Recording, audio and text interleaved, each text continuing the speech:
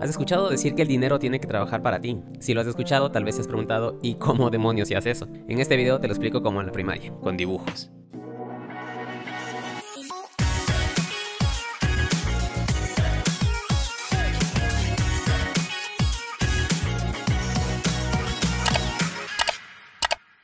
Estarás de acuerdo que la gran mayoría de nosotros obtenemos nuestros ingresos con el sudor de nuestra frente, ¿verdad? Es así como nos mantenemos y mantenemos nuestro estilo de vida. En términos generales se recomienda que usemos nuestro dinero usando la regla 50-30-20. Ya me dirás tú ahí en los comentarios si crees que esta regla aplica para ti, pero según el banco HSBC sugiere que las personas en Gran Bretaña empleen sus ingresos usando esta regla. Ahora déjame adivinar, jamás en tu vida has escuchado acerca de esa regla. Bueno, yo tampoco. Pero lo investigué y sí existe. Funciona de la siguiente manera. Imagínate que tu sueldo es como un cheque de pago. Ahora dividamos ese cheque así. El 50% se lo destina a gastos esenciales como el alquiler, la comida y las facturas. Son todas esas cosas que necesitas para sobrevivir de mes a mes. Luego el 30% se va para los lujos y los caprichos, como las salidas al cine, compras no planificadas o cualquier cosa que te haga sentir bien. Digamos que esta es la parte divertida de tu cheque, lo que en inglés se llama el disposable income. Por último, se sugiere que el último 20% se guarde para el futuro, ahorros, cuestiones de emergencia y para pagar deudas, etc. Para este ejemplo vamos a suponer que tú manejas tu vida basándote en estos números. A estas alturas de la vida ya te habrás dado cuenta que el dinero que gastamos en necesidades y deseos se va y no vuelve. Es como si desapareciera en un agujero negro financiero. De hecho, cada mes se resetea y tienes que volver a pagarlo. Pero los ahorros, si eres disciplinado, los ahorros van creciendo. Si eres de las personas que ahorran con regularidad, habrás sentido esa sensación de logro cuando empiezas a ver que tus ahorros van tomando forma y van creciendo. Yo no sé ni cómo describir ese momento cuando abres tu estado de cuenta y por fin tu saldo tiene un cero más. Te sientes en las nubes, te motivas a seguir ahorrando porque ves que lo estás cumpliendo. Pero espera. ¿Qué pasa cuando surge una emergencia? ¡Pum! Adiós ahorros. Algunos lo invierten en un negocio, lo cual a veces puede resultar arriesgado. O digamos que tienes un deseo muy grande como un carro. Bueno, digamos que te compraste tu carro y ¿qué pasó? Te quedaste sin ahorros. Otros sueñan con una casa propia y sí, ese día llega, pero adivina qué, se quedan sin ahorros otra vez. La forma más común de conseguir comprarte tu propia casa se ve un poco así. Ahorras por mucho tiempo, te portas juicioso y muy disciplinado y llega el día en el que logras acumular lo suficiente para poder usar esos ahorros como depósito para tu casa. Le pides al banco un préstamo para cubrir el resto del valor de la casa y si te dan el préstamo, de un rato al otro te endeudas por 25 años para pagarla. Entonces resulta que lo que pagabas de renta ahora lo usas para pagar tu casa propia. Y de esa forma le pagas al banco todos los meses durante 25 años. ¡Qué emoción!, ¿no es cierto? Ahora ya no trabajas para pagar tu renta sino tu hipoteca y encima te quedas sin ahorros. Tiene sentido, ¿verdad? Pero bueno, para citar al gran Adal Ramones, pues no es cierto. Resulta que de ahí en adelante, en esencia, sigues despostillando tus ingresos para pagar la casa donde vives, pensando que el beneficio es que ahora ya no vives rentando. Así que felicitaciones, ahora eres el flamante ganador de todos los gastos adicionales de tener una casa propia, como lo son el mantenimiento, los arreglos, el seguro, la boila se te dañó, el techo se te hundió, etcétera, etcétera, etcétera. Esos son gastos que generalmente cubre el dueño de casa cuando vives rentando. Esto hace que tus necesidades aumenten y por ende uno de los otros parámetros, o sea, los ahorros o tus gastos de deseos, tienen que bajar. Generalmente lo que la gente hace es dejar de ahorrar tanto como venían ahorrando, o peor aún, bajarle a su estilo de vida. Lo irónico del caso es que tienes una falsa sensación de seguridad, porque como ahora tienes casa propia, pues no es cierto. Porque basta con que algo ocurra que haga que no puedas tener esos ingresos, como por ejemplo una pandemia o la pérdida de tu trabajo, para que empieces a atrasarte en los pagos y pones en riesgo tu preciada casa y de paso los ahorros que pusiste en el depósito de la casa. Todos conocemos esas historias de personas que han perdido sus casas y sus ahorros. Bueno, esta es una de las formas como eso llega a suceder. En los últimos tiempos también ocurrió con mucha frecuencia. Si sigues las noticias sabrás que durante un tiempo las tasas de intereses de las hipotecas o los mortgages han venido subiendo a tal punto que muchas personas vieron sus cuotas mensuales pasar de esto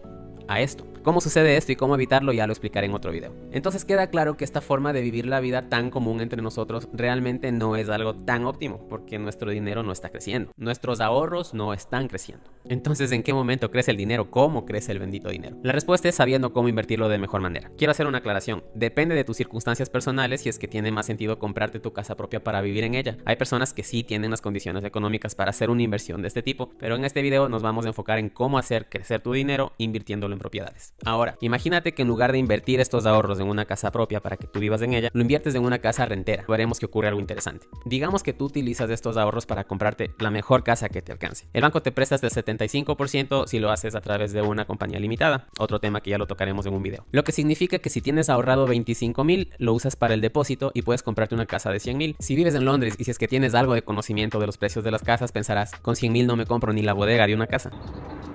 Pero No debemos subestimar el resto del Reino Unido, ya que con 100.000 te puedes comprar una casa bastante decente, hasta con 3 dormitorios en algunas ciudades bastante interesantes. Y si sabes cómo hacer bien los números, vas a conseguir una casa que se rente por el 6, 7, 8, 9, 10% de lo que invertiste o hasta más. Lo cual es algo bueno porque la casa mensualmente te paga más de lo que te pagaba el banco por tener tu dinero ahorrado con ellos, pero tienes el beneficio adicional de que con el tiempo la casa también va a subir de precio, con lo cual tu inversión te paga nuevamente. Es decir, te paga una renta mensual y te paga con la plusvalía. Bueno, en promedio, una casa que se considera económicamente rentable genera entre el 5 y el 6% anual, basándonos en el valor de la casa. En Londres, debido al precio tan alto de las propiedades, no llegas ni al 4%, pero digamos que tienes una casa que te pague el 8, el 9, el 10, pero bueno, vamos a decir el 8 porque es algo bastante realizable. Bueno, utilizando el ejemplo de la casa de 100.000, de hecho, vamos a hacer una búsqueda de un ejemplo para ilustrar este punto. Busquemos en alguna ciudad así random, digamos Middlesbrough.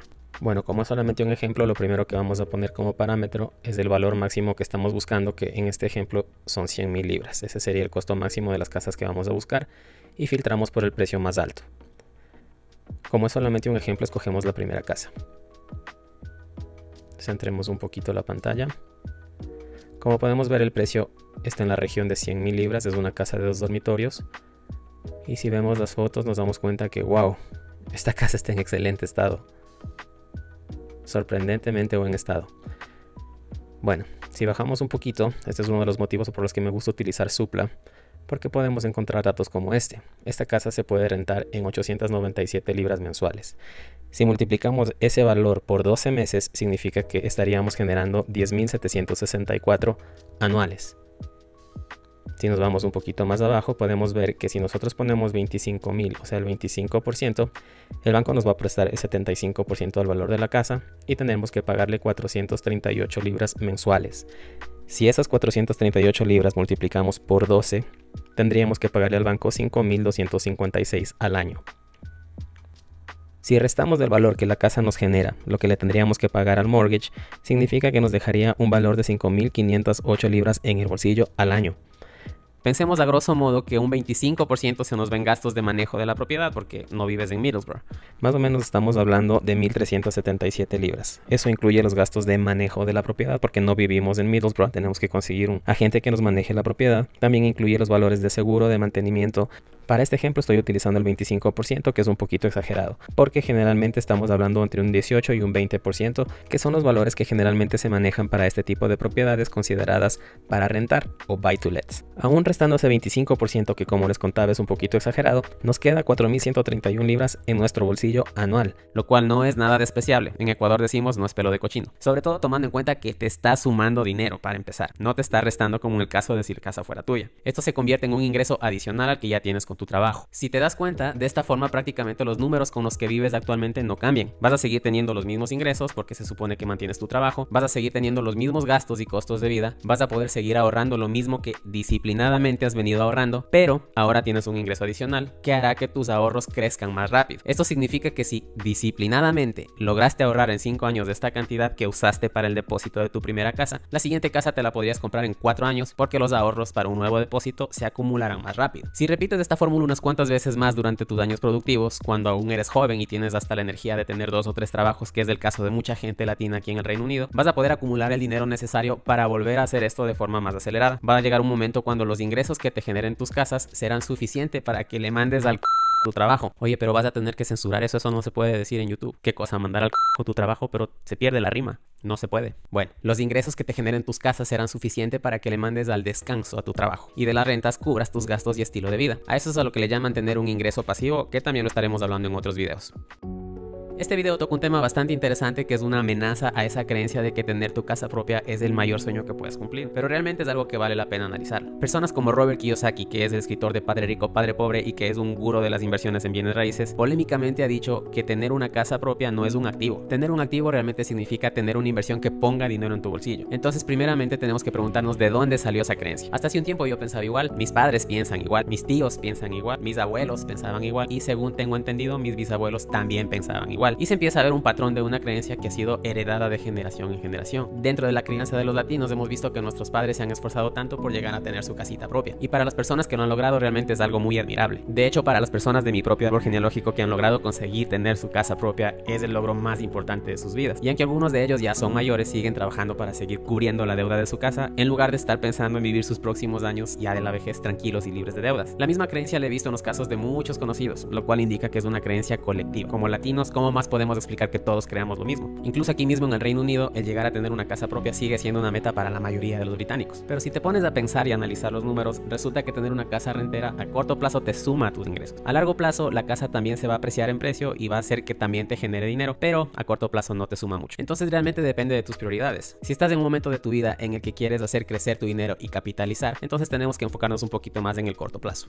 Si este tema te parece interesante, suscríbete porque en otros videos voy a explicarlo más a profundidad. Este es uno de esos casos donde deberíamos utilizar la lógica de los números y no la emoción del sentimentalismo. Deberíamos pausar un momento y preguntarnos si queremos vivir una vida de constantes deudas que nunca se acaban, y si tenemos en nuestras manos la forma de multiplicar nuestro dinero y generar riqueza, no solo para nosotros poder tener una vida más abundante, sino también para el futuro de nuestros hijos, que es algo que nos jala bastante a los latinos. Como llegamos llegando al final del video, si tienes alguna pregunta ya sabes dónde dejarla, y si algo de lo que escuchaste en este video te pareció interesante y llegaste hasta este punto, te agradecería un montón si puedes dejarme tu like, suscribirte y no olvides de activar la campanita porque te voy a estar compartiendo las mismas estrategias que yo estoy utilizando para invertir mi dinero en uno de los mercados de propiedades más atractivos de todo el mundo, que es el mercado del Reino Unido, incluso sin necesidad de estar viviendo en ese país. De hecho, ahora mismo yo estoy viviendo en Ecuador y ya empecé a invertir en el Reino Unido. Ahora mismo estoy aquí en Londres finiquitando la compra de una propiedad en Bradford. En este canal te iré contando cómo lo hice yo y cómo he ayudado a otras personas a hacerlo, al igual que todos los pasos que puedes seguir. La idea es ayudar a que la comunidad latina también tenga acceso a estas oportunidades y en su propio idioma. Por ahora me despido y recuerda, no trabajes tanto para tu dinero,